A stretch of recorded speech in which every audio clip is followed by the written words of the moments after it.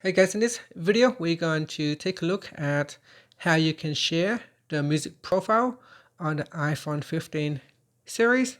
First, let's go back to the home screen by swiping up at the bottom of the screen. And on the home screen, open up your music app.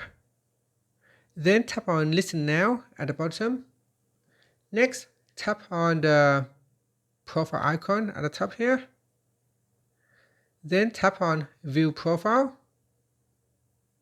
And then in here, tap on the More button at the top, then tap on Share Profile. And from the pop-up, choose how you want to share your music profile. So you can share via text messages,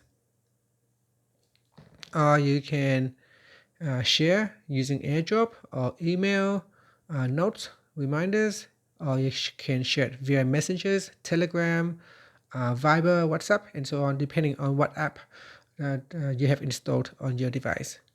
And choose your method of sharing, and then tap on Send, and this will send your music profile to the other person. And that's it. Finally, you can swipe up to go back to the home screen. Thank you for watching this video. Please like and subscribe to my channel for more videos.